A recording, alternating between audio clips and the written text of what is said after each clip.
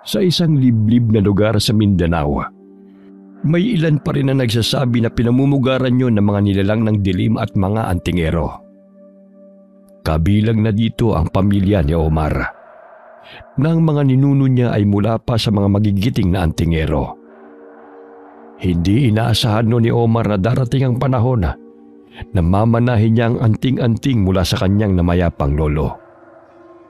Kaakibat nito ang pagtanggap sa malaking responsibilidad.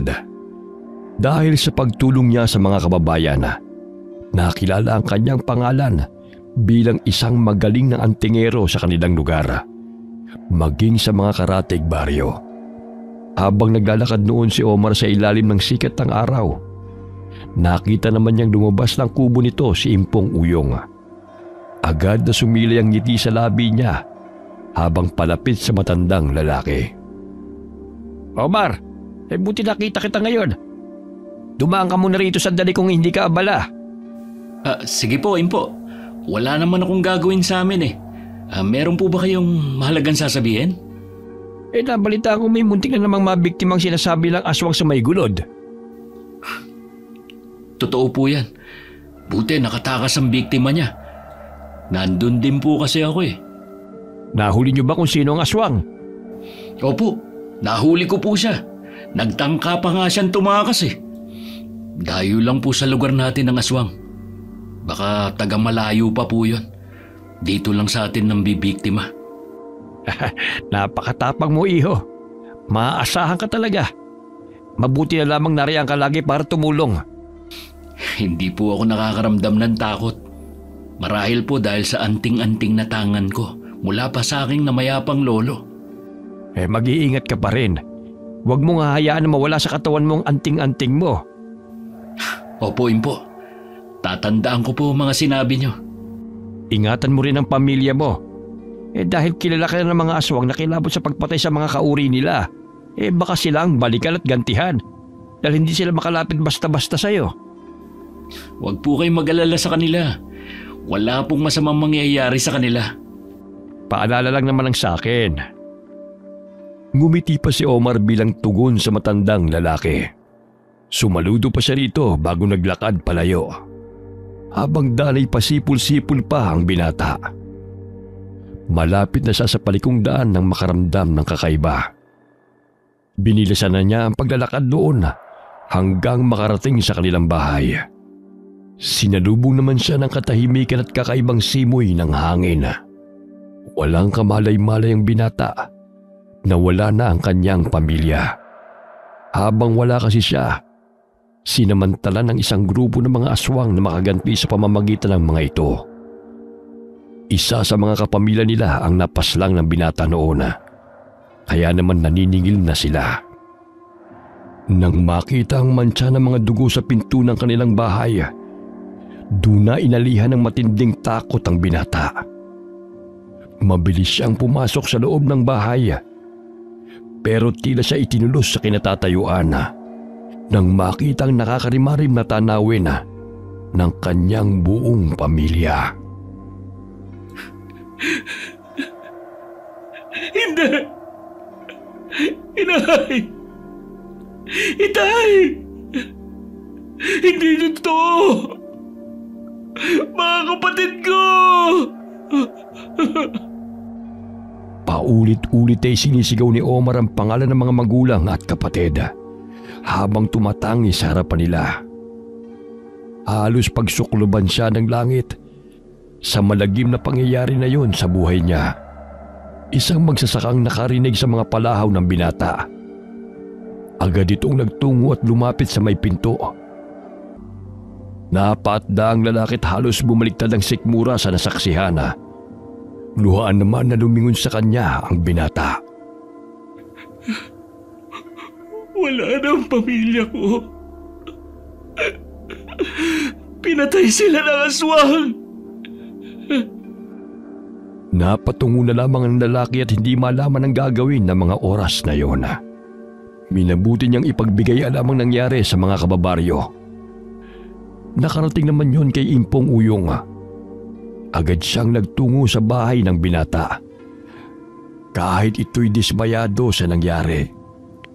Nilapitan nito si Omar habang yakap-yakap ang dugo ang mga magulang. Napasulyap din siya sa mga kapatid nito na halos hindi na makilala ang mga itsura. Kumuha siya ng kumot at tinakpan ang mga bangkay. Nakaburol na ang pamilya ni Omar, pero nanatili siyang tahimik at hindi makausap. Huling gabi ng burol, hindi na nakati si Impong Uyong na lapitan ang binata at kausapin. Alam kong walang katumbas ang sakit na nararamdaman mo sa pagkamatay ng buo mong pamilya. Pero sana naman, huwag mong kimkimin sa puso mo. Nandito ako, kami mga kababaryo mo. Handa kaming damayan ka.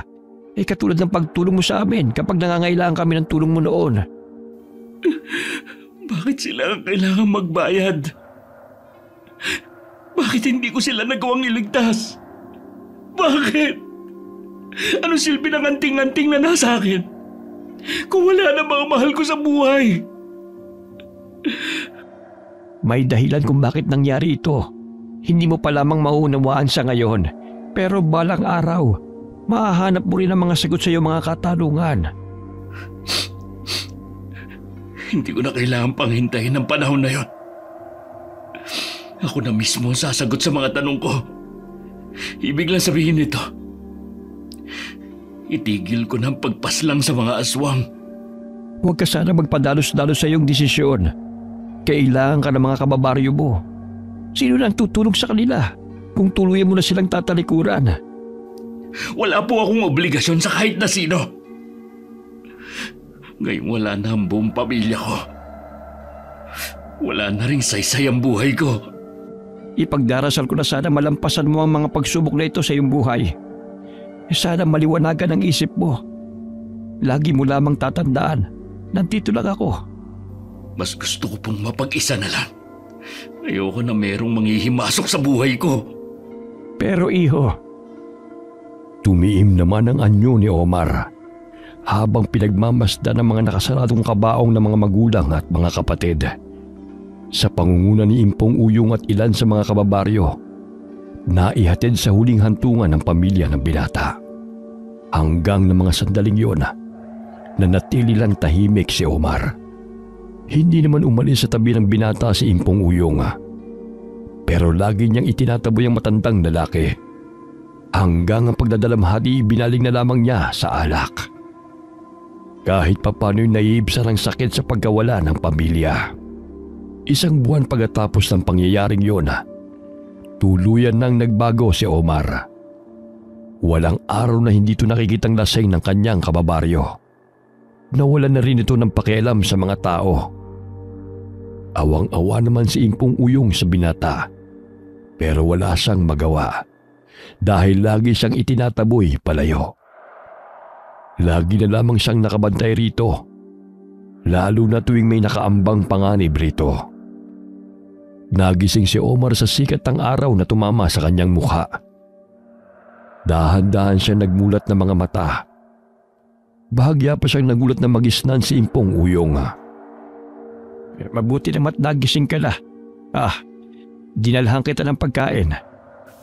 Wala po akong ganang kumain. Asan na yung alak na inuwi ko kagabi?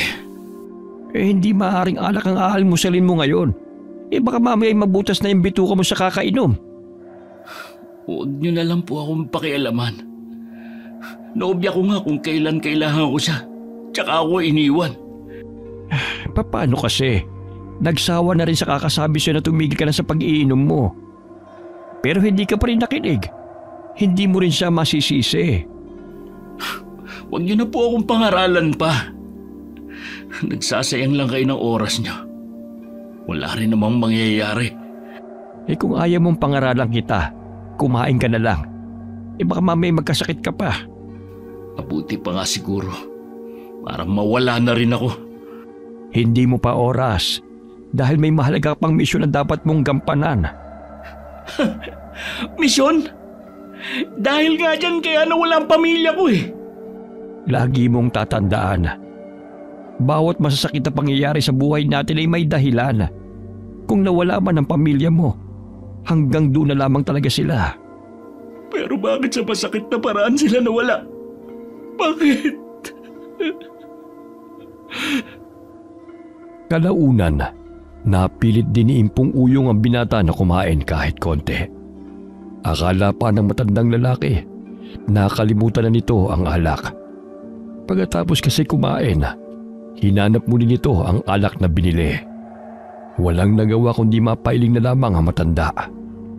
Noon lang din napansin ni Omar na tila mayroong nagbago sa bahay. Malinis na kasi yun at wala na rin ang mga baso ng bote ng alak sa sahig.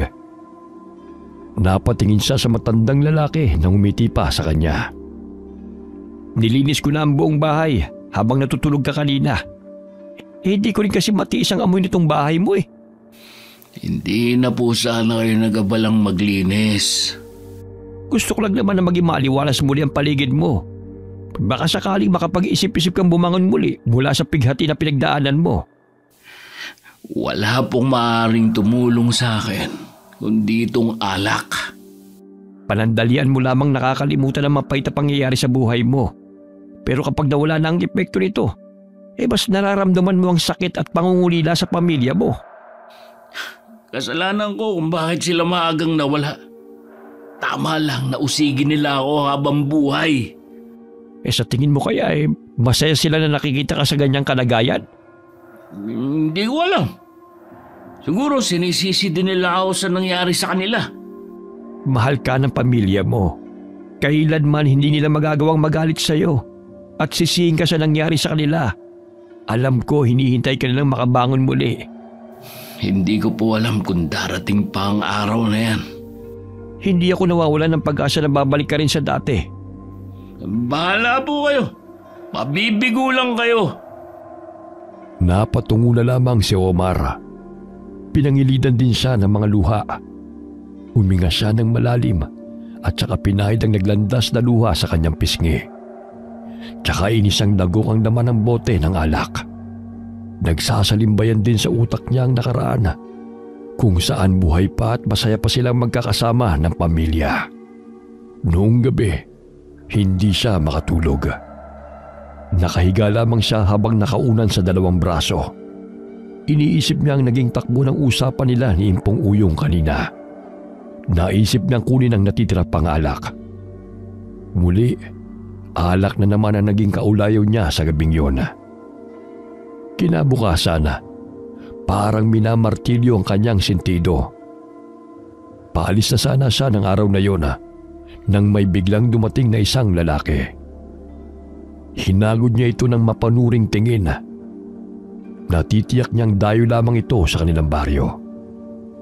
Nang tanungin niya ang kailangan nito, napatayo siya bigla ng tuwid nang marinig na siya pala ang sadya nito. Ako ang hinahanap mo. Anong kailangan mo sa akin? Salamat naman natagpuan kagad kita. Ako nga pala si Tano. Galing pa ako sa malayong lugar. Ilang bundok din ang tinawid ko para lang makarating sa baryo niyo. Mahalaga ang sadya ko sa iyo, Ginoong Omar. Omar na lang. May gagawin pa kasi ako Kaya pwede ba sabihin mo na ang kailangan mo? Marami na sa akin katribo ang nabibiktima ng mga aswang. Nandito ko para humingi ng tulong sa iyo, Omar. Pasensya ka na. Pero mali ka ng taong nilapitan. Ha? Akala ko ba ikaw si Omar? Hindi ba ikaw yung kilalang mahusay na antingero ng baryo na ito? Dati yon. Isa na lamang siyang alamat. Wala na ang Omar na hinahanap mo. Teka, hindi ko maintindihan. Pwede bang pakipaliwanag mo sa akin? Sa iba ka na lang humingi ng tulong. Pasensya na. Wala kasi akong maitutulong sa'yo Tsaka nagmamadali rin ako ngayon. Ang layo pa naman ng pinanggalingan ko. May alam ka bang bahay na pwede kong tuluyan kahit ngayong gabi lang? Puntahan mo si Impong Uyong. Paglabas mo sa dangyan, maraming bahay kang makikita. Kilala nila ang matandang tinutukoy ko. Ituturo nila ang bahay niya. Salamat sa iyo, kaibigan. Tinunguan lamang ni Omar ang lalaki. Nasundan pa niya ito ng tingin habang naglalakad palayo. Napapabugal na lamang siya ng hangin. Sabay tingala sa kalangitan. Malapit na rin noon dumilim. Bumalik na lang ulit siya sa loob ng bahay. Bigla kasing nagbago ang isip niya na umalis. Hindi naman nahirapan tuntunin ni Tano ang bahay ni Impong Uyong. Itinuro na lang ng isang ali ang bahay nito kung ano ang palatandaan. Ayaw na kasing lumayo pa ng babae, lalo't malapit nang dumilim. Napag-alaman tuloy ni Tano na sinasalakay din ang baryo na yon ng mga aswang. Kaya pala gano'n na lamang ang takot ng ali at maging ng ibang residente roon. Kalat na ang dilim sa paligid nang marating niya ang kubo ni Impong Uyong. Malakas niyang tinawag ang pangalan nito. May ilang sandali pa bago lumabas ang matandang lalaki. Matiim ang titig nito sa kanya. Nawaring kinikilatis siyang maigi. Anong kailangan mo sa akin, iho? Teka nga, hindi ka taga rito. Magandang gabi po. Ako po si Tano. Galing pa po ako sa malayong lugar. Hihingi po sana ako ng tulong kung saan ako maaaring magpalipas ng gabi. Ganun ba? Pwede ka naman dito sa bahay ko. Pero kailangan muna kitang suriin. Tumingin ka sa akin ng tuwid. Gusto ko makita ang mga mata mo. Hindi po ako aswang kung yan po ang iniisip nyo. Naniniwala ako. Halika, tumuloy ka na. Maraming salamat po sa inyo, Impo. Akala ko sa labas na naman ako magpapalipas ng gabi. Ano ba sadya mo rito sa baryo namin? Ilang bundok din po ang tinawid ko para lang makarating dito sa baryo nyo. Hinahanap ko po kasi si Omar eh. Pero sabi nung lalaki na kausap ko na si Omar din po ang pangalan, isa na lamang daw pong alamat ang taong hinahanap ko. Pwede po bang pakipaliwanag kung ano pong ibig niya sabihin? Ang nakausap mo, ang taong hinahanap mo. Pero matagal niya nang tinalikuran ang pagiging antigero niya. Bakit naman po? Dahil sa masaklap na nangyari sa pamilya niya. Pinatay kasi ng aswang ang mga magulang at mga kapatid niya. Ikinalulungkot ko po. Kaya pala parang may lungkot sa kanyang mga mata kanina nung matitigan ko to. Hanggang ngayon sinisisi pa rin niya ang sarili niya sa pagkamatay ng pamilya niya. Nauunawaan ko po siya sa kanyang pinagdaraanan. Nagagawa nga naman niyang magligtas ang ibang tao. Bakit nga niya hindi nagawang iligtas ang pamilya niya? Bata ka pa, pero malawak ang iyong pangunawa. Ngumiti lang si Tano sa matandang lalaki. Tumayo muna si Impong Uyong at iniwan sa sandali para sindihan ang lampara sa sulok. Aandap-andap na kasi ang liwanag sa maliit na gasera. Nagpaalam din ito sandali para maghanda ng hapunan. Dalawa ang katre sa kubo na yon. Sinapinan lang ni Impong Uyong ang isang katre na nasa sulok at malapit sa bintana para doon matulog ang bisita. Pagkatapos ng kanilang hapunan, maaga nang pinagpahinga ng matandang lalaki si Tano. Kinabukasan, nababanaag na ang sikat ng araw sa silangan nang bumangon si Tano. Pagkatapos ayusin ang higaan, lumabas na siya ng kubo. Naabutan ng binata si Impong Uyong na nagpapausok ng kanyang mga pananim na gulay. Pasensya na po, Impo. Tinanghali po ako ng gising. Ayos lang yun. Halika, sabayan mo na ako sa almusal. Impo? Baka pwede niyo po akong samahan kay Omar. Kailangan ko po talaga ang tulong niya eh. Sige iho, sa tingin ko ikaw ang magiging susi para umalis sa pagkakalugmok si Omar sa kalungkutan. Sana nga po makumbinsi ko siya na sumama sa akin para tulungan ang mga katribo ko. Susubukan natin. Tingin ko kasi malaking tulong sa kanya kung aalis muna siya rito sa baryo namin. Labis na po kasi ang pag-aalala ko sa mga naiwan kong katribo eh. Kahit ano kasing paghahanda ang ginagawa namin, hindi pa rin namin matalo-talo ang mga aswang na gumagambala sa aming katahimikan. Mamaya na tayo magkwentuhan. Kumain na muna tayo. Sige na. Habang papunta sila sa bahay ni Omar, napag-alaman ni Impong Uyong na halos 3 araw na naglakad si Tano para lamang marating ang kanilang baryo.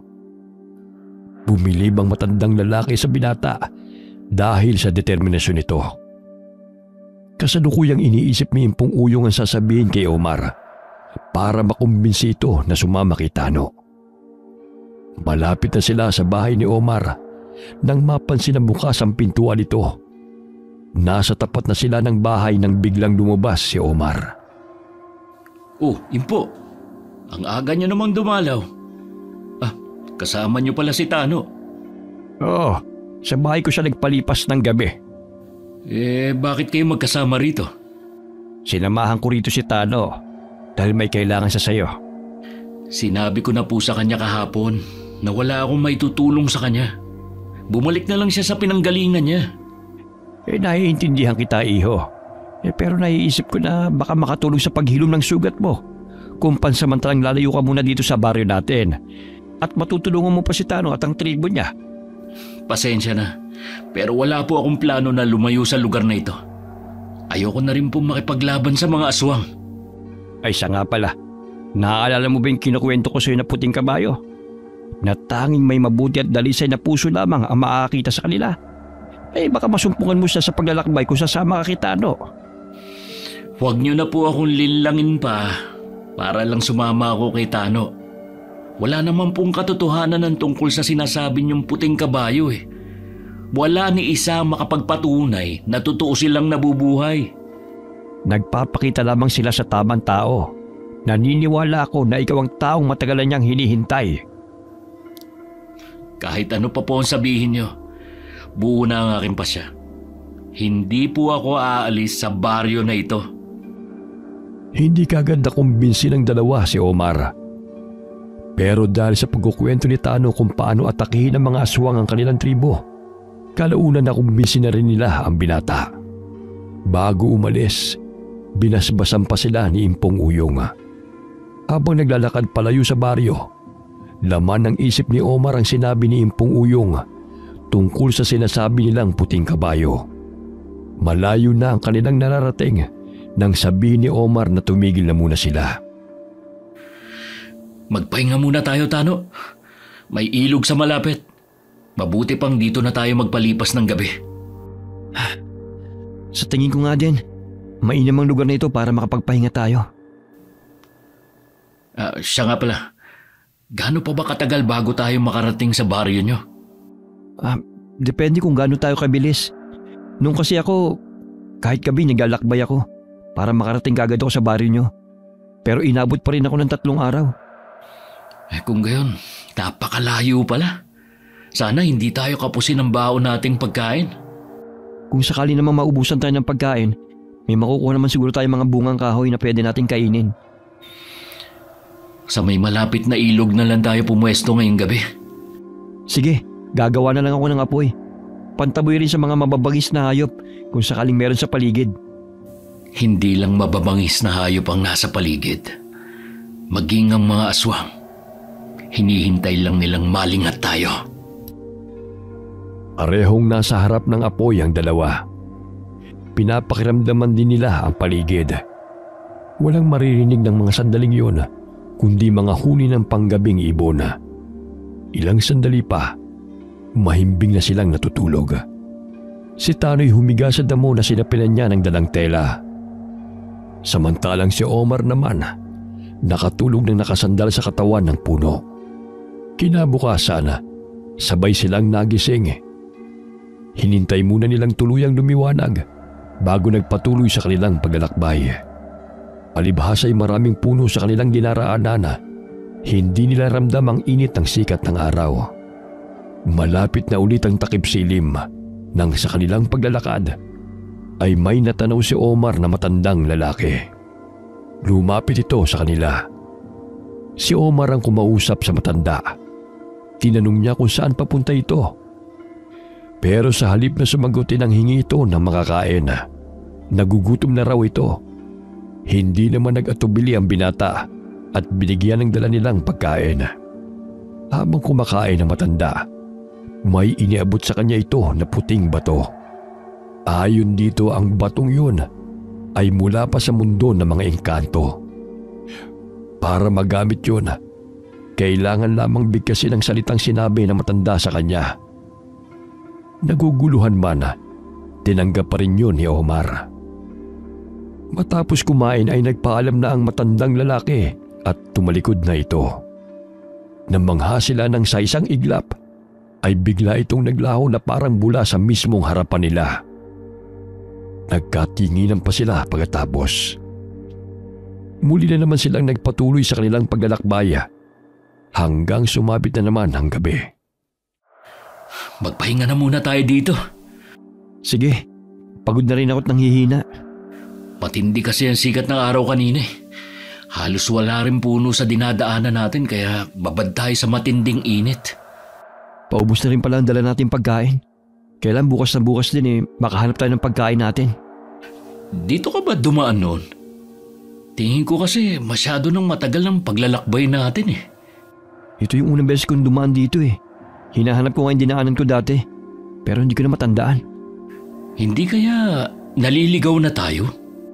Hindi naman siguro. Maaaring kaya tumatagal ang paglalakbay natin dahil naiiba minsan ang dinadaanan natin. Habang kasing tumatagal tayo sa paglalakbay natin, baka nanganganib na rin ang mga katribo mo. Yun din nga ang naiisip ko eh.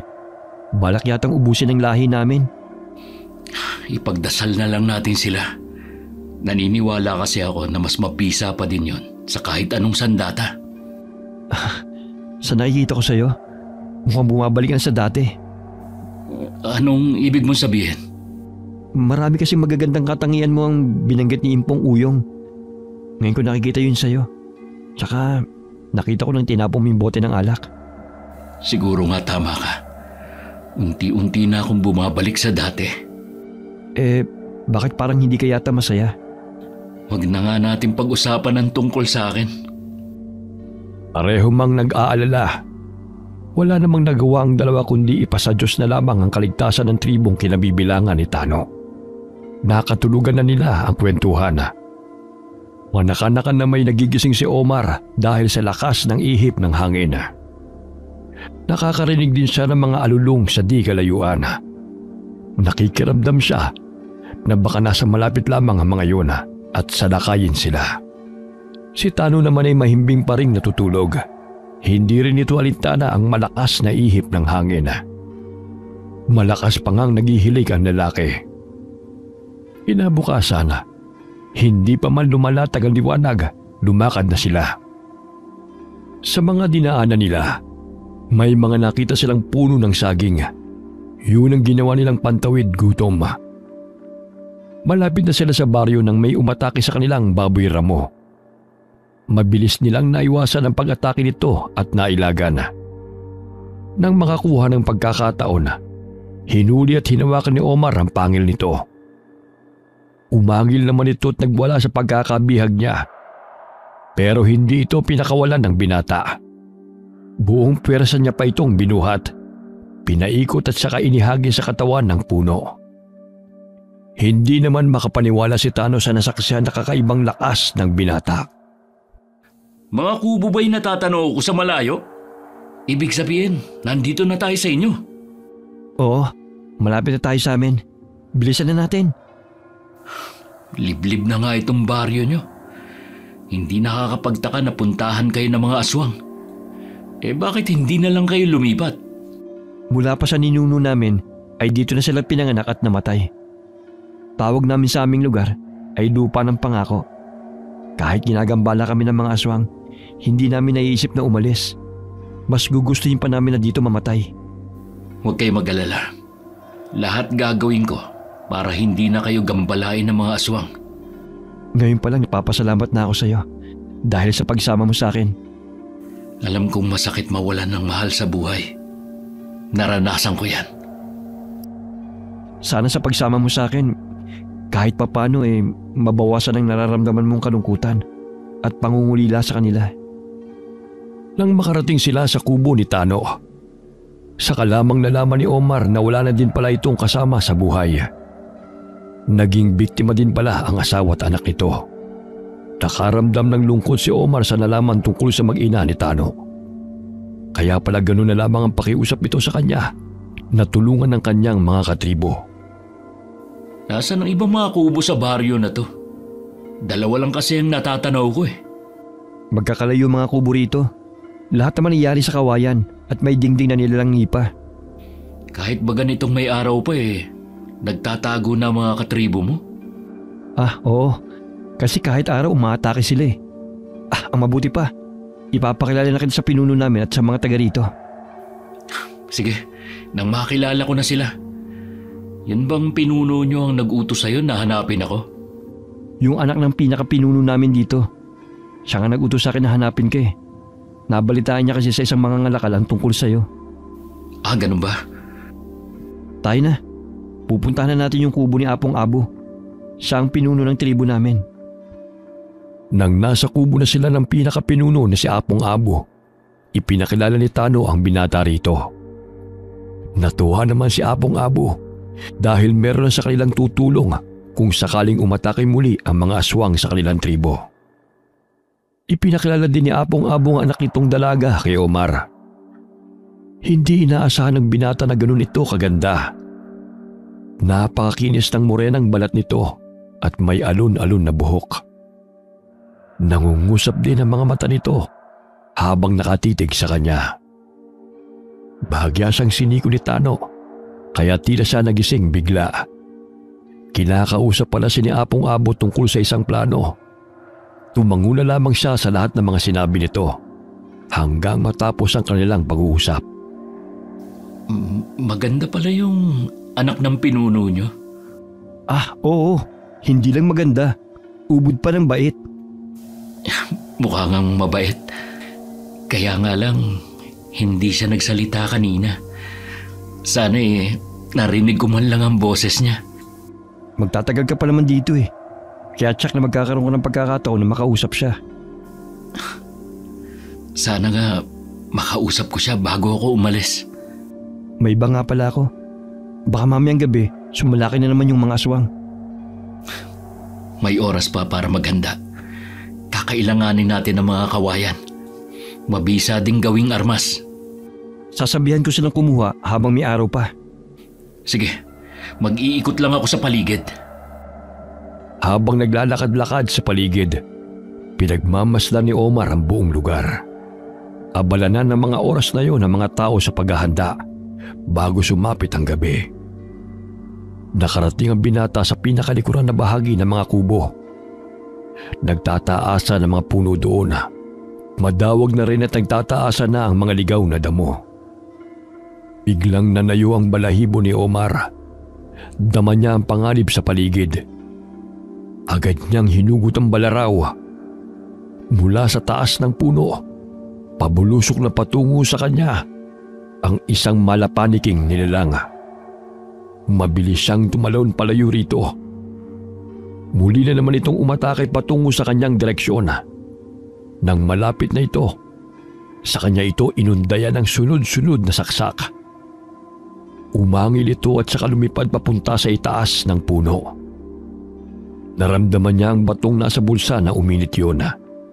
Inilabas niya yun. Tila may nagdidikta na bulungan niya yun. Gaya ng sinabi ng matandang lalaki. Ganun na lamang ang panlalaki ng kanyang mga mata nang biglang mag-anyong puting kabayo yun.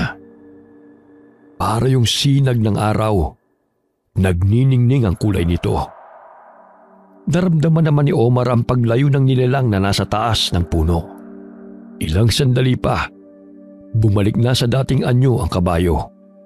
Habang minamasdan ng binatang kakaibang bato sa kanyang palad, tila mayroong nagbubulong sa kanya na alaga ng isang engkanto ang kabayo. Naalala din niya ang sinabi ng matandang lalaki na galing yun sa mundo ng mga engkanto. Dahil sa lalim ng iniisip niya, hindi niya na namalayan ang pagdating ni Tano. Kanina pa kita hinahanap. Nandito ka lang pala. Nakaharap ko na ang aswang. Ngayon ko lang napagtanto na kahit araw ay sumasalakay sila. Dahil kahit maaga pa, madilim na dahil sa mayayabong na puno. Kaya halos hindi na makapasok ang sikat ng araw. Ibig mong sabihin, nandyan sila sa mga puno na yung nakatira? Oo, kaya nakikita nila mga kilos nyo. Nababantayan nila kayo. Kailangan natin tong ipaalam kay Apong Abo at sa iba pa. Isa pa sa napansin ko, dahil kulang na kayo sa bilang at wala kayong kakayanan sa pakikipaglaban, kaya madali kayong matalo ng mga aswang. Dahil hindi naman kami tinuruan ng mga ninuno namin makipaglaban eh. Sa pangangalakan lang kami mahusay. Nang bumalik sila sa kubo ni Apong Abo, sinabi nila rito ang nalaman. Bumakas naman ang pag-aalala sa mukha nito. Mabilis nilang pinulong ang mga katribo. Pinag-iingat ang mga kababaihan at bata. Ang mga kalalakihan naman ay pinaghahanda. Nang mga sandaling yon, naramdaman na naman ni Omar ang init na nagmumula sa bato. Lumayo muna ang binata at nagtungo sa likod ng isang kubo. Hindi niya namalayan na sumunod naman sa kanya si Tano. Kusa siyang nagwika ng salitang hindi niya maunawaan. Biglang naging kabayo muli ang bato. Humahalinghing ito habang nakataas ang dalawang paa sa unahan. Tila nagbibigay ito babala sa kanya. Kasabay ng paghugot niya ng balaraw, lumabas ang nakakatakot na nilalang sa dilim. Sinunggaban niya ito, pero mabilis din niyang natalo. Omar, paano nagkaroon ng kabayo dito? Tano, naaalala mo bang nakasalubong natin ang matandang lalaki habang naglalakbay tayo? Yung bato na ibinigay niya na kasinlaki ng palad ko?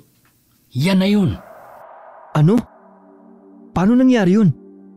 Hindi ko rin maipaliwanag eh. Pero tingin ko, ito na ang tinutukoy ni Impong Uyong. Talaga? Ibig sabihin lang nun, ikaw ang pinili na pakitaan ng mahiwagang kabayo. Lumalabas lang siya kapag may nakaambang panganib. Tapos bumabalik na siya sa dati. Eh bakit hindi pa siya nagiging bato? Hindi kaya dahil may panganib pa rin nakaabang? Tingin ko yun nga ang dahilan.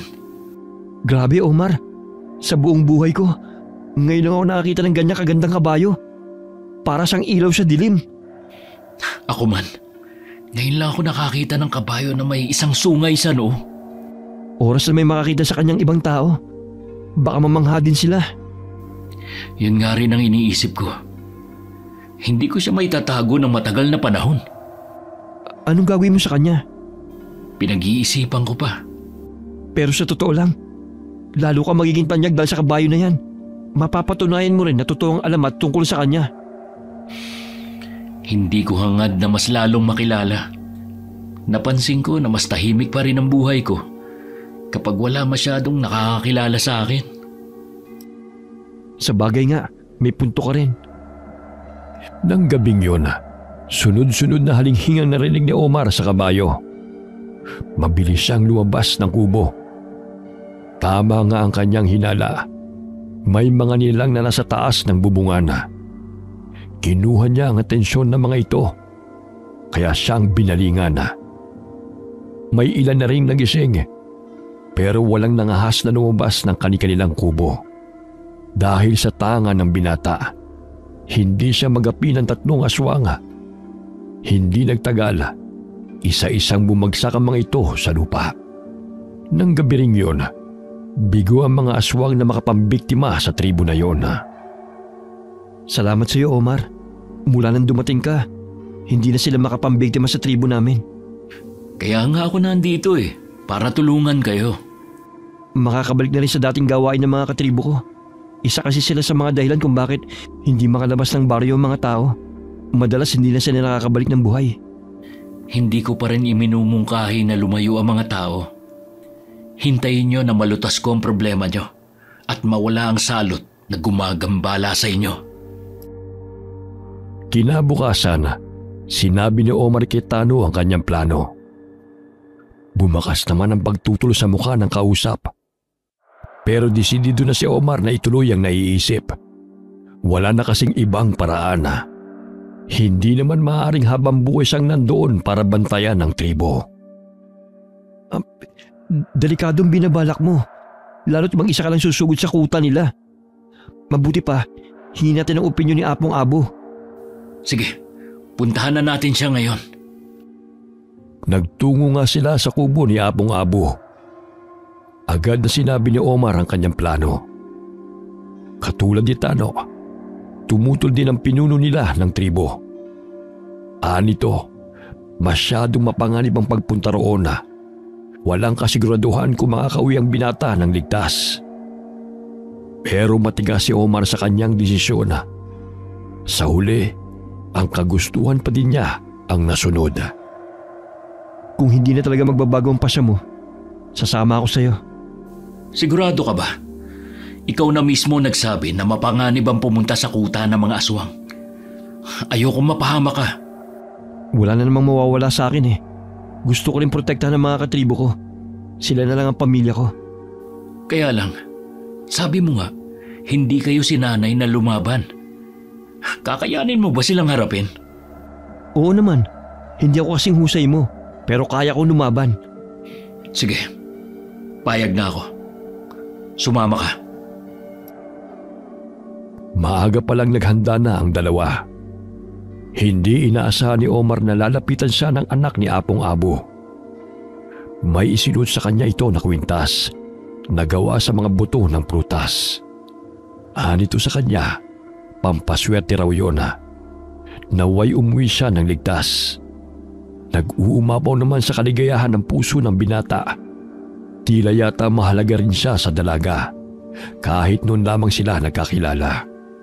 Habang patungo sila sa kuta ng mga aswang, may nakita silang matandang babae na halos sumayad na ang buhok sa lupa. Sinundan nila yon hanggang sa kubo nito. Anong gagawin natin dito? May palagay akong aswang ang matandang yan. Sa iba lang tayo duman kung ganon. Hindi maaari. Kung hahayaan na lang natin siya, baka puntiryahin niya ang tribo. Oo nga no. Tsaka baka may kasama siya rito. Lumapit na ang dalawa sa kubo hanggang mapansin sila ng matandang babae. Nang makita sila, agad na nanalim ang mga mata nito. Agad nitong inilabas ang mahahabang kuko. Sinugod nito ang dalawa, pero agad itong natalo ni Omar. Hindi naman ito pinatay ng binata. Nasaan yung tao kasi ito? At hindi niya maatim na paslangin. Kaya binalaan na lamang niya ang matanda na oras maghasik ng lagim ito sa tribo. Tatapusin na niya ito kagad. May puso ka rin pala sa mga katulad niya. Hindi ko lang talaga maatim na paslangin ng walang kalaban-laban na matanda. Mahina lang siya dahil may araw pa. Oo nga pala. Kapag lalagpasan na natin ang nyuga na yan, malapit na tayo sa kuta ng aswang. Bilisan na natin para makarating na tayo agad. Kailangan makaabot tayo doon na maliwanag pa. Mas magagapi natin sila kapag may araw pa. Mahihina pa kasi sila noon. Binilisan na nga nila ang paglalakad hanggang marating na nila ang kuta ng mga aswang. Mula sa kanilang pinagtataguan, kita nila ang ginagawa ng mga ito. Para yung simpleng pamayanan, abala sa kani-kanilang gawain ng mga ito. Nang igala ni Omar ang paningin, may nakita siyang mga kalansay ng tao na nakasabit sa mga puno. May ilan pa silang nakita na sariwang karne na nakabilad sa araw. Lumabas na sila sa kanilang pinagtataguan. Agad naman silang naamoy ng mga ito. Parang langgam na nagpulasa ng mga ito. Ang naiwan lamang ay ang mga kalalakihan. Nararamdaman ko na malakas pa rin sila kahit nasa ordinaryong kaanyuan lang sila. Nakakatakot ang mga mapupula nilang mga mata. Alam ko, huwag kang lalayo sa akin. Baka pwede natin sila mapakiusapan. Iba ang sinasabi ng puso ko. Hindi sila ang tipong mapapakiusapan. Lalo pang naging mabagsik ang kanilang anyo ngayon. Naging mabalasik ang anyo ng mga lalaki at sabay-sabay silang inatake ng mga ito. Mabilis na nailaga ni Omar ang mga pag-atake nila. Samantalang si Tano naman, pinipilit labanan ng mga ito. Nagawa namang magapi at mapatras ng binata ang mga kalaban. Pero paglingon niya kay Tano, nakahandusa ito sa lupa habang tutupang sugatang dibdib. Isang aswang ang patungo rito. Agad na inihagis ni Omar ang kanyang balaraw at tinamaan ang aswang sa mismong dibdib nito. Sa kanya dinaluhan ng binatang itinuturing niya ng kaibigan. Ayos ka lang ba? Malalim ang sugat mo. Kailangan nating makalayo dito para maggamot ang sugat mo. Mabuti pa. Iwan mo na ako dito. Magiging pabigat lang ako sa'yo. Hindi kita maaaring iwan dito. Pinapalibutan na nila tayo. Kung hindi ka aalis, pareho tayo mapapahamak. Hindi pa rin kita iiwan kahit na anong mangyari. Naging pabigat patuloy ako sa'yo. Huwag mong sabihin yan. Malaking tulong na nga ang ginawa mo sa akin. Nasamahan ako rito. Patungo na sila sa atin. Hindi ako ganun kadaling matalo. Pinalibutan na sila ng mga kalaban. Ang iba ay hindi mapigilan ng paglalaway dahil ang tingin sa kanila ay masarap na putahe. Bigla namang lumitaw ang puting kabayo sa harapan nila. Agad namang naunawaan ni Omar ang gustong mangyari nito. Agad niyang isinakay si Tano sa likod nito kahit namimilipit sa sakit. Pagkatapos siya naman ang sumakay. Bago umalis, sinuliapan pa niya ang mga aswang na umaangil. Pasensya ka na kung nabigo kitang protektahan. Hindi yan totoo. Iniligtas mo nga ako eh. Kailangan pa rin maghanda. Anumang sandali ay sasalakay sila. Huwag ka mag-alala. Handa na naman ang mga katribo ko. Ililigtas ko ang tribo na to sa abot ng aking makakaya. Salamat. Ang totoo niyan, wala na sa 300 ng mga tao rito. Ang iba, mas pinili na lumayo na lamang. Bakit hindi nyo na lang sila gayahin? Wala rin kasi makasiguro kung nakaligtas nga ba sila sa kamay ng mga aswang. At isa pa, nandito ang kabuhayan namin. Naiintindihan ko naman na mahirap lisanin ang lugar kung saan ka lumaki at nagkaisip. Ngunit ang inaasahan nilang pagsalakay ng mga aswang sa tribo ay hindi nangyari na ipinagtataka ng lahat. Sumagi sa isip ni Omar, baka pinoprotektahan ng kabayo ang tribo, kaya walang makalapit. Nararamdaman naman niya na nasa paligid lamang ang mga ito. Ilang gabi na ring hindi sumasalakay ang mga aswang, kaya naman nagkaroon ng pagkakataon ng mga tribo na magsaya. Naghanda sila ng maraming pagkain. May sumasayaw din paikot sa naglalagablab na apoy. Kitang-kita ang saya sa mukha ng mga naroon. Kahit si Tano ay nakisaya sa kabila na masakit pa rin ang sugat niya. Kanina ko pa napapansin na hindi ka nilulubayan ng tingin ng anak ng aming pinuno. Napansin ko yan kanina pa. Ayaw ko lang bigyan ng ibang kahulugan.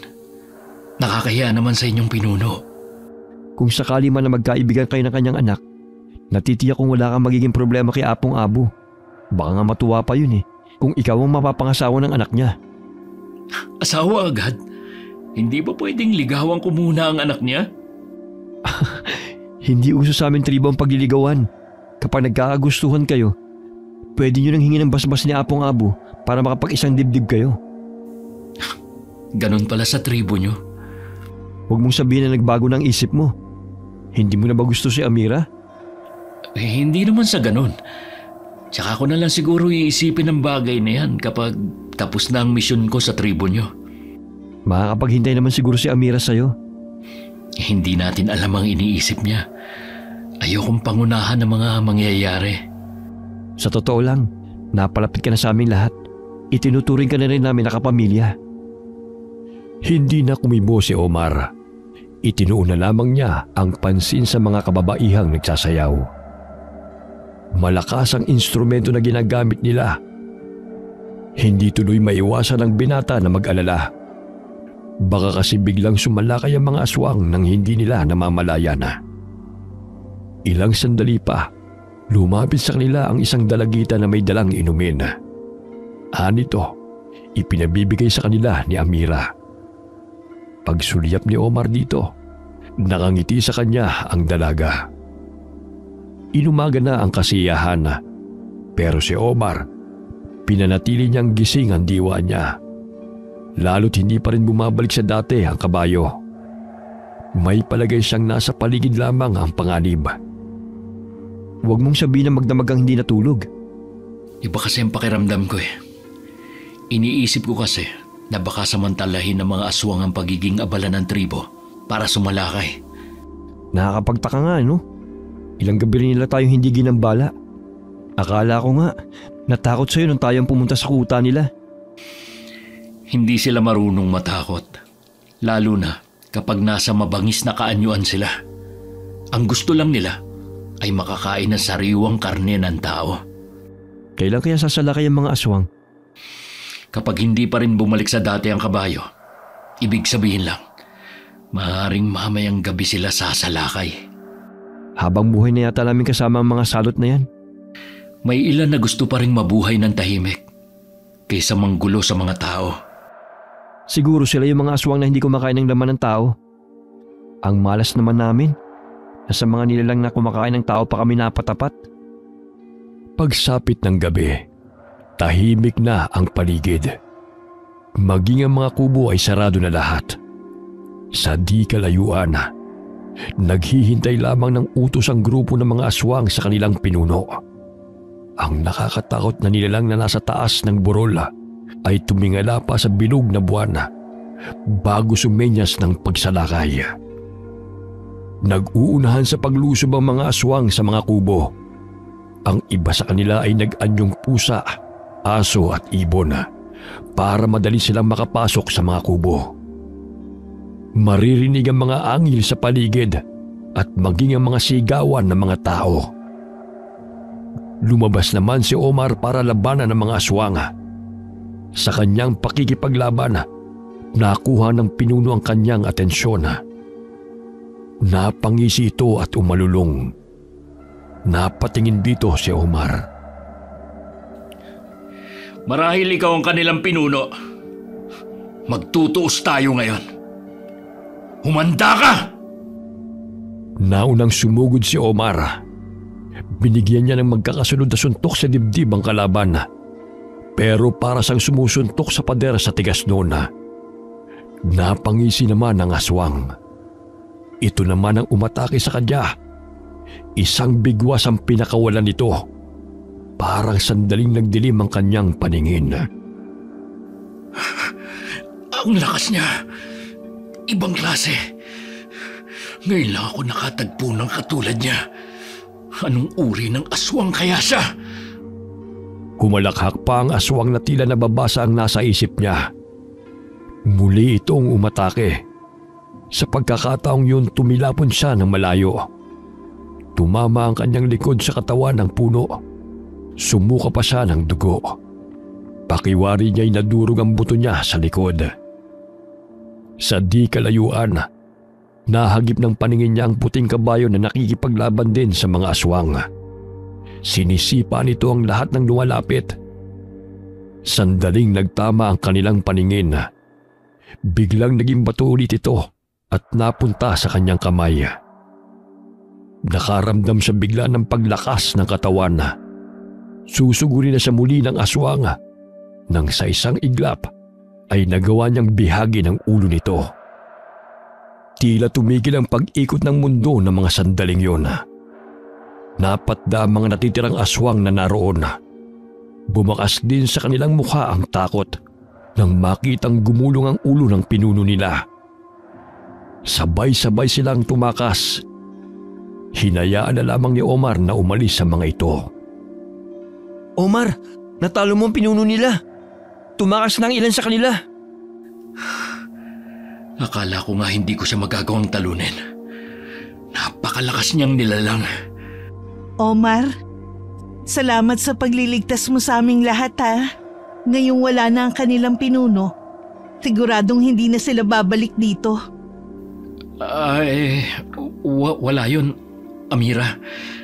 Kaya nga ako nandito para tulungan kayo. Habang nakikipaglaban ka kanina, sobrang pinabilib mo ko. Ngayon alam ko na kung bakit sikat ang pangalan mo dito sa Mindanao. Mahusay ka nga talaga ang tingero. Utang namin sa iyo mga buhay namin.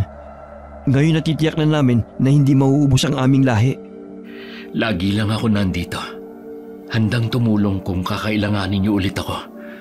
Sana manatili ka na lang dito sa baryo namin. Hindi ko kasi masasagot ang bagay na yan sa ngayon. Inaasahan din kasi si Omar sa kanilang baryo. Ganun ba? Pasensya ka na ho, naging makasarili ako sa paghahangad na dumito ka na sa lugar namin. Nauunawaan naman kita. Natural lang na isipin mo mga katribo mo. Omar, pag-isipan mo pa rin ang sinabi sa'yo ni Amira. Isang linggo pang nanatili si Omar sa tribo. Sa mga araw na yun, lagi silang magkasama ni Amira. Nabuo naman ang matamis nilang pagtitinginan. Ngunit kailangan munang umuwi ni Omar sa kanilang baryo. Nang sabihin niya yon sa dalaga, baka sa mukha nito ang kalungkutan. Mabigat din naman sa kanyang dibdib ang pansamantalang paghihiwalay nila. May kailangan lang akong asikasuhin sa baryo namin. Gusto ko ring makabawi sa mga taga ron. Minsan ko na kasi silang tinalikuran. Sino ba ako para pigilan ka? Sa maikling panahon, naging mahalaga ka na sa akin. Pangako, babalik ako dito. Aasahan kong sinabi mo. Maghihintay ako sa'yo dito. Salamat, Amira. At naiintindihan mo ko. Nagpaalam na rin ang binata kay Apong Abo. Lingid kay Amira, hiningi niya ang basbas sa pinuno nito na kung maaring hingin ang kamay ng dalaga. Nais niya kasi makaisang dibdib ito sa kanyang pagbabalik. Agad namang pumayag ang pinuno sa kanyang sinabi. Ngayon palang binabati na kita. Sa wakas, magiging kabilang ka na rin sa tribo namin. Salamat, Tano. Ikaw ang naging daan para makilala ko si Amira. Dahil sa'yo, nagamot ang sugat sa puso ko dahil sa mga nangyari sa pamilya ko. Bumalik ka kagad dito sa amin. Buong tribo naghihintay sa'yo. Oo naman. Gusto ko sana sumama sa'yo eh. Kaya lang may mga kailangan din akong gawin dito. Tsaka mag-aaral na rin ako kung paano lumaban. Tama yan. Malaking tulong din kasi kapag may nalalaman ka kung paano talunin ang isang aswang. Pagkatapos ng kanilang pag-uusap, tinawag na ni Omar ang kabayo. Yun ang sasakyan niya para mabilis siyang makauwi sa kanilang baryo. Kumaway pa siya kay Tano bago pinatakbo na mabilis ang kabayo.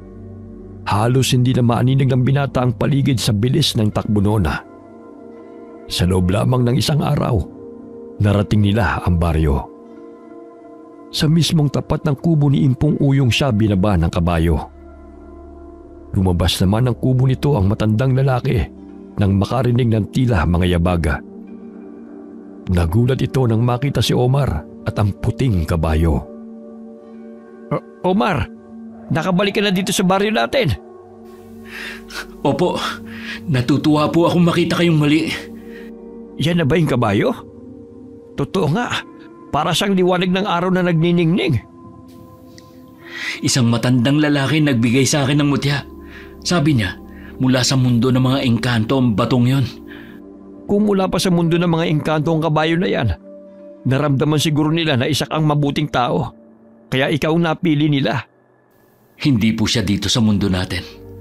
Palagay ko po, kailangan ko siyang ibalik sa kanilang mundo. Iyan bang tingin mong makakabuti? Opo. Ayoko rin kasing pagmula ng usap-usapan ng mga tao. Hayaan na lang natin siya maging alamat. Karapat dapat ka nga talaga makakuha ng mutya ng kabayong ito. Kailanman, hindi ka naging makasarili. Ang tunay na antingero po, hindi sarili ang iniisip, kundi laging kapakanan ng iba ang inuuna. Yan po ang laging sinasabi ng aking lolo.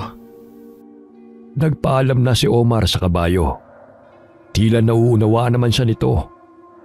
Nalulungkot man, pero tingin ng binata ay yun ang makakabuti. Bagamat malaki ang tulong nito sa kanya, ayaw naman niyang malagay sa alanganin ng mundo ng mga engkanto. Oras na may makaalam kung saan ito galing. Sapat na sa kanya ang anting-anting na mula sa kanyang lolo. Isang portal ang bigla na lamang lumitaw sa kanilang harapan. Lumabas mula roon ang matandang lalaki na nakilala niya noon. Unti-unting nagbago ang anyo nito hanggang maging isang makisig na lalaki. Asul ang mga mata nito. Mahaba ang kulay mais na buhok at matulis din ang tenga nito. Lumapit dito ang puting kabayo. Bigla silang hinigop ng portal at naglaho. Ngayong nakabalik na siya sa mundo nila, gusto ko naman makabawi sa mga kababaryo ko. Natutuwa ako marinig yan sa'yo. Mula nang mawala ka rito, sunod-sunod na naman ang pambibiktima ng mga aswang dito sa atin. Ngayon na nandito na ako, hindi ko nahahayaan na makapambiktima sila ng mga kababaryo ko. Sa wakas, bumalik ka na nga sa dati. Patawarin niyo po ako kung naging sakit niyo man ako ng ulo noon. Wala yun, iho. Kalimutan mo na yon. Tahimik na ang gabi noon. Isang babae ang pumunta sa talahiban at doon hinubad ang kanyang kasuotan. Habang nakatingala sa buwan, nagpahid siya ng langi sa buong katawan niya. Ilang sandali pa, nahati na sa dalawa ang kanyang katawan. Nang makalayo ito, saka naman lumabas sa pinagkukublihan nito si Omar. Hawak ang garapon na may lamang asin, sili at bawang. Ibinuhos niya yon sa nakalabas na laman loob ng manananggal. Tumalikod na rin kaagad noon ang binata.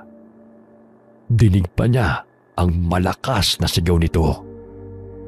Ngayon bumalik na sa dating katahimikan ng baryo natin. Ano ang plano mo? Gusto ko pong dalawin ang puntod ng pamilya ko. Nais ko pong magpaalam sa kanila. Aalis ka ba ulit? Opo. Gusto ko rin po sana kayong isama. Kung papayag po kayo. Saan naman tayo pupunta? Sa tribo po ni Natano. May nakilala po akong babae doon. Nais kong masaksihan nyo ang aming pag-iisang dibdib. Oo naman, iho. Hindi ko palalagpasin na masaksihan ang pakikipag-isang dibdib mo. Salamat po at pumayag kayo. Nang araw na yun, dinalaw ni Omar ang puntod ng pamilya. Nag-alay muna siya ng maikling panalangin sa mga ito. Nag-alay din siya ng mga bulaklak sa bawat puntod. Kinausap din niya ang mga magulang para ipaalam ang kanyang plano. Nasa dibdib pa rin niya ang pangulila sa mga ito. Pero alam niyang magagawa na niyang harapin ang bawat yugto ng buhay niya na hindi na sila kasama. Iingatan ko po ang aking sarili at ang pamana ni Lolo sa akin na anting-anting. Nangangako din po ako na hindi ako magbabago sa pagtulong sa kapwa. Hindi ko na ulit tatalikuran ng mga taong nangangailangan ng tulong ko. Napakapalad yun sa pagkakaroon ng anak na may mabuting kalooban na handang tumulong sa mga nangangailangan. Kinabukasan, umalis na sina Omar at Impong Uyong. Nang marating nila ang baryo ng tribo, mainit nilang tinanggap ang kasama ni Omar. Ipinakilala ng binata ang matandang lalaki bilang ikalawa niyang ama sa mga taga roon. Naiiyak naman sa tuwa na sinalubong siya ni Amira. Nauna pa itong yumakap sa kanya. Gaya ng pangako ko, nandito na ako. Salamat at ligtas ka nakabalik. Kung alam mo lang na araw-araw ako nagdarasal na bumalik ka na sa amin. Isinama ko si Impong Uyong para masaksihan niya ang ating pag-iisang dibdib. Tinuturing ko na siyang pangalawang magulang. Hindi niya ako iniwan noong mga panahon na lugmok ako sa kalungkutan. Ikinagagalak kitang makilala, iha. Masaya ako na ikaw ang magiging kabiyak ni Omar. Ganon din po ako, Impo. Ituring niyo na pong pangalawang tahanan ng aming baryo. Salamat sa mainit niyong pagsalubong sa akin. Nagpahanda naman ng munting salo-salo si Apong Abu para sa pagdating ng binata na itinuturing na nilang bayani. Habang magkakaharap, pinag-usapan na rin ang paghahanda sa nalalapit na pag-iisang dibdib ni na Omar at Amira. Walang pagsinda ng kaligayahan na magkasintahan, lalo na si Tano na tuwang-tuwa sa tabi ni Impong Uyong. Natutuwa po akong makita kayong muli, Impo. Ako din, iho. Nagpapasalamat din ako sa iyo.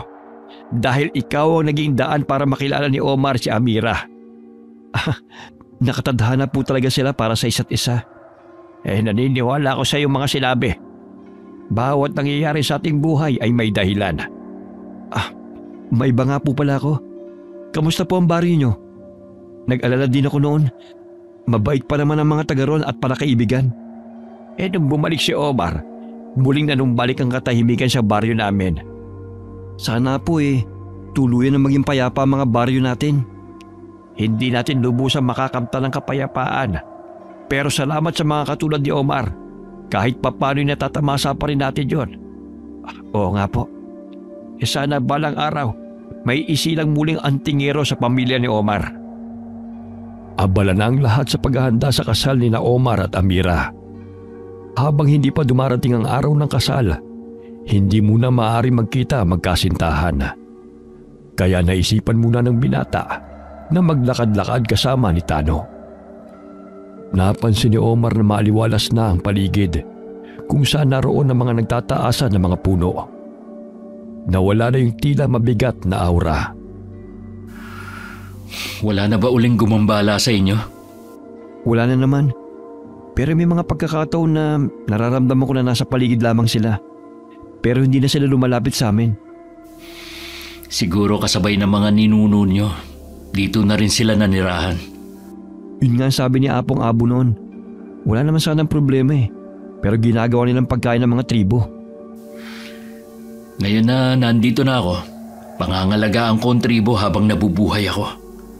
Ibig bang sabihin eh, dito kayo titira ni Amira pagkatapos ng kasal nyo? Hindi lang kami.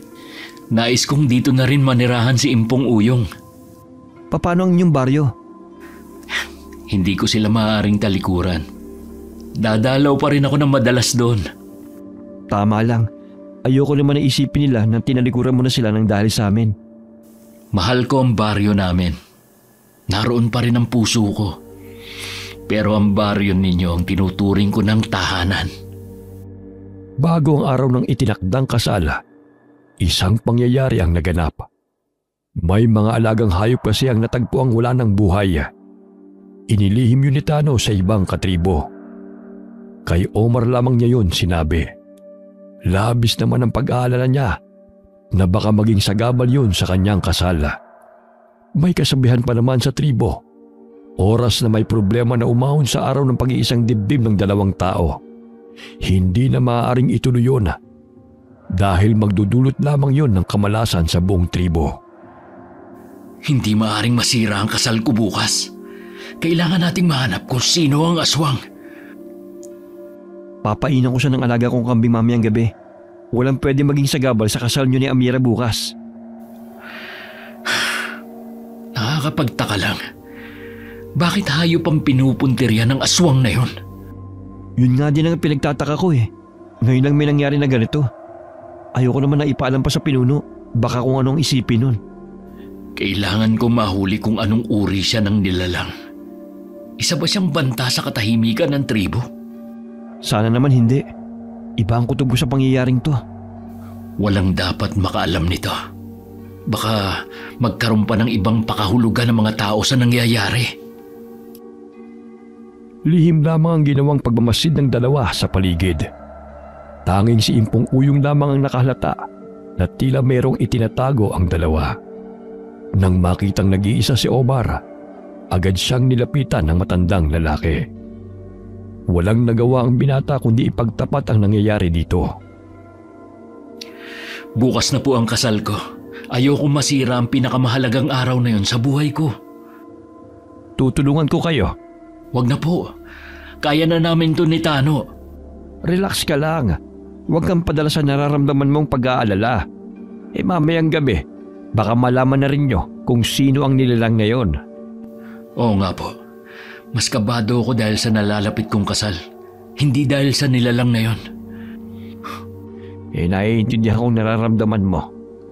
Pakiramdam ko po, kapag hindi natuloy ang aming kasal ni Amira, hindi ko nakakayanin na umibig muli. Pagsapit ng hating gabi, inabangan nga nila ang nilalang na nambibiktima ng mga alagang hayop ng mga taga roon. Sa di kalayuan, nakarinig sila ng mga kaluskos. Hanggang sa isang madilim na bahagi ay lumabas ang isang dalagita. Nagpapaling-paling yun ng tingin hanggang sunggaban na nito ang kambing na nakatali sa di kalayuan. Nagkatinginan pa sina Omar at Tano bago lumabas sa kanilang pinagtataguan. Nagulat naman ang dalagita at nagpupumigla sa pagkakahawak ni Tano. Isa lang palang bata. Kaya pala hype lang ang kaya niyang kainin. Hindi ako nananakit ng bata.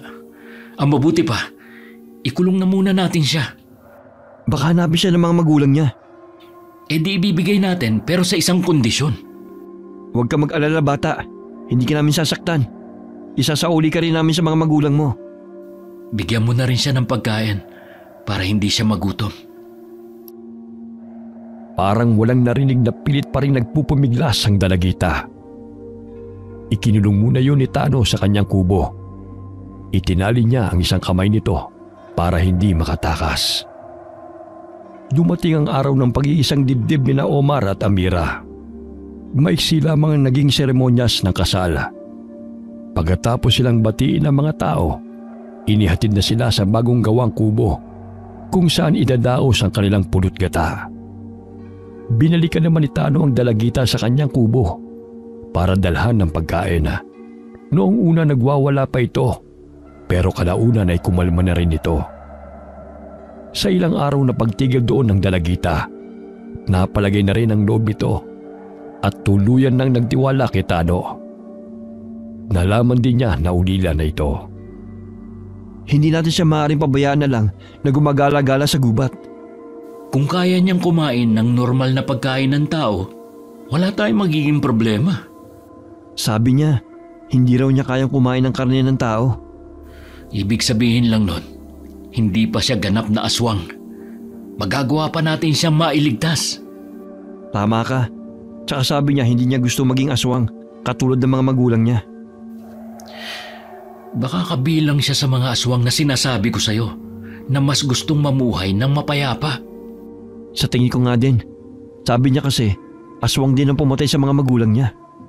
Maaari, may mga aswang na pinapaslang nila ang kauri nila kapag tumatanggi na pasakop sa kanila. May ganun pala sa kanila. Akala ko kapag sinabing aswang, kumakain lang sila ng tao. Mukhang marami akong matututunan sa dalagitang yan.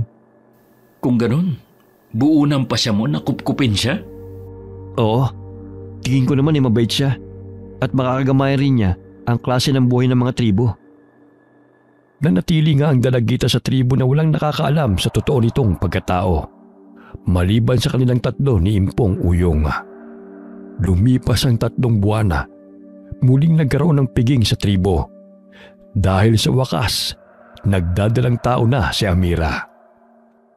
Binabati kita, Omar. Sa wakas, magkakaroon na rin kayo ng supling ni Amira. Eh ikaw, kailan mo balak lumagay sa tahimik? Wala pa sa isip ko ang bagay na yan. Kailangan mo rin na makakasama sa buhay. Hindi pwedeng lagi ka na lang mag-isa. Ayos lang naman ako eh. Kasama ko naman si Nene. Kaya hindi ako nag-iisa. Para ko na rin siyang kapatid. Naaalala ko sa kanya yung namatay kong bunsong kapatid. Iba pa rin kasi yung kasama sa hirap at ginhawa. Huwag ka mag-alala. Kung talagang nakalaan sa akin ng pag-aasawa, mangyayari yan balang araw. Huwag kang mainip. Meron ngang gustong ipakilala sa iyo si Amira eh. Kung papayag ka. Kilala ko naman kung sino yung tinutukoy niya eh. Pero pasensya na. Hindi ako interesado sa kanya eh. Sige, ikaw ang bahala. Magsabi ka lang kung handa ka na. Gusto rin kasi makita ka ni Amira na masaya. Masaya naman ako ah. Hindi yun ang nakikita ko sa mga mata mo. Naalala ko lang siguro yung pamilya ko. Natatakot ako na matulad sa kanila ang pamilya na bubuuin ko. Kaya nga ako nandito eh. Para protektahan kayo. Alam ko naman yun. Hindi na rin pinagpilitan ni Omar ang sinasabi. Sa mga sumunod na araw din kasi, lagi ding abala si Omar. Lalo't nagdadalang tao ang asawa. Parating may dumadalaw sa kanila ng mga nilalang ng dilim. Katulad ng gabing yon. Dahil malayo sa karamihan ng kanilang kubo. Bawat pagaspas at ingay sa paligid ay dinig na dinig nilang mag-asawa. Hindi pa talaga nila tayo titigilan. Paano na ang magiging anak natin? Huwag kang matakot. Nandito lang ako. Hindi ka nila magagalaw. Minsan ko na nasaksiyan ang ginawang pagpaslang sa isa naming katribo na buntis. Hindi ko na naisip na mangyari din yun sa akin. habang nasa tabi mo ko, walang mangyayari sa inyo ng anak natin. Mula noon, ipinagbabawal na ang pagbubuntis sa mga kababaihan sa tribo namin. Pero hindi pa rin maiwasan na merong magbuntis. Yun ba ang dahilan kung bakit iilan lang ang bata sa tribo nyo? Oras na merong magbuntis at mabiktima ng aswang, walang pananagutan ng aking ama. Wala rin tutulong sa kanila dahil baka ikapahamak pa yun ng ibang katribo. Kaya nga nang mabalitaan ko ang tanyag mong pangalan sa mga ngalakal na dumayo dito, pinahanap kita kay Tano. Huwag ka mag-alala. Wala na muling mabibiktima na buntis sa tribo nyo. Kilala mo ko. Wala pa akong sinira na pangako. Naniniwala naman ako sa iyo eh. Dito ka lang. Haharapin ko lang ang bisita natin. Huwag mo ko iwan! Hindi ako lalabas ng kubo. Titignan ko lang ang mga inilagay kong pangontra sa mga bintana. Nang gabing yun, bigo ang kung sino man na makapasok sa kanilang kubo. Pinalibutan kasi ni Omar ng mga pangontra ang loob at labas ng kanilang tirahan. Maging ang taas ng bubungan nila, nilagyan niya ng pinatulos na libon ng kawayan. Kung sakali mang dumapo doon ang aswang, matutusok ito ng matutulis na kawayan. Hanggang sumapit ang araw ng panganganak ni Amira, nasa paligid pa rin ang mga hayok sa laman na nilalang ng dilim. Amoy na amoy ni Omar ang masangsang nilang amoy sa paligid. Nagsilang ng lalaking sanggol si Amira. Halos mangiyak-ngiyak noon si Omar nang sa kauna-unahang pagkakataon ay makarga ang bagong silang na anak. Lalaki ang unang anak natin. Isang malusog na sanggol. Sigurado matutuwa ang aking ama. Salamat. Binigyan mo ako ng malusog na anak. Tuwang-tuwa ang buong tribo. Sa wakas kasi, mayroon nang magmamana ng pagiging pinuno ni Apong Abo. Hindi kasi maaaring ipasa sa anak na babae ang pagiging pinuno ng tribo. Tanging sa anak na lalaki lamang o panganay na apo. Tuwang-tuwa rin si Impong Uyong sa balitang yon. Isang linggo kasi pagkatapos manganak ni Amira, dinalaw siya ni Omar. Naikwento ko si Tano kay Omar na tila may dinaramdam ang matandang lalaki. Binabati kita, Omar. Sa wakas, kumpleto na ang pamilya mo. Salamat po, Impo. Pasensya na po kayo kung bihira ko lang kayong dalawin dito. Naiintindihan naman kita. Pamilyado ka na. Ilaan mo na lamang ang oras mo sa asawa at anak mo. At saka, lagi naman akong pinupuntahan dito ni Tano at Nene. Nako, nakakatuwa ang batang yon. Para na rin akong nagkaroon ng apo na babae. Obligasyon ko po kayo. Ako nagdala sa inyo rito. Dapat lang na kahit papano, maglaan ako ng oras para sa inyo. Napakabait mo talagang bata. Meron lang sana akong hihilingin. Ano po yun? Kapag namatay ako, pwede mo bang iuwi ang labi ko sa baryo natin? Nais kong mahimlay katabi ng mga kaanak ko. Oo naman po. Pero huwag niyo po munang isipin ang kamatayan niyo.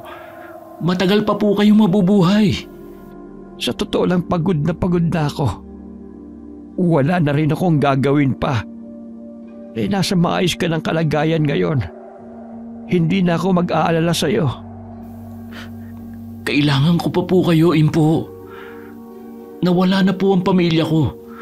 Huwag niyo naman po akong iiwan agad. Kahit wala na ako, mananatili ako sa puso mo. Magiging buhay na alaala mo ko habang buhay. Parang gustong maiyak ni Omar habang sinasabi yun ni Impong Uyong. Dama niya ang sobrang kalungkutan. Nakakaramdam din siya ng takot na baka isang araw ay mamaalam na nga ito. Alam niya na matanda na ito at sobra-sobra na ang inilagi sa mundong ibabaw. Pero hindi pa siya handang mawala ito. Naiintindihan ni Amira ang sitwasyon.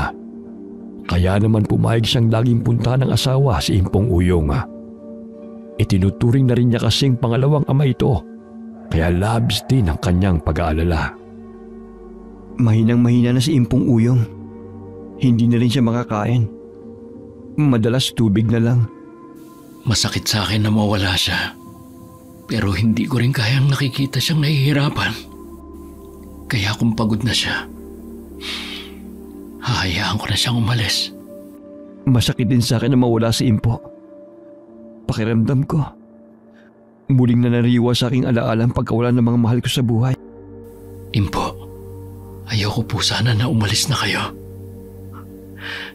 Kaya lang, hirap na po kayo eh. Hindi ko kayang makita na naghihirap kayo ng ganyan. Mas gusto kong tumatak sa akin ng mga panahon na malakas pa kayo. Tila yun lang ang hinihintay ni Impong Uyong. Isang umaga, nagis na lang ng magkaibigan na wala na itong buhay. Gaya ng hiling sa kanya, inuwi ni Omar ang labi nito sa kanilang baryo. Inilibing niya si Impong Uyong sa tabi ng mga namayapang kamag-anak niya. Dinalaw na rin ni Omar ang puntod ng kanyang pamilya. Yun na rin ang huling sandali na nakapunta sa roon. Dahil nang bumalik siya sa baryo, naging abala na muli siya sa pagtugi sa mga aswang na nais sakupin ng tribo. Sa paglipas ng mga taon, nabiyayaan pa ng dalawang supling na babae ang mag-asawang Omar at Amira. Samantalang si Tano naman, nanatili pa ring binata, pero tiniyak nito na masaya siya sa buhay na kanyang pinili. Sa kabila ng banta ng mga aswang sa kanilang buhay, tahimik at masaya naman silang namuhay sa liblib na baryo na yon. Wakas,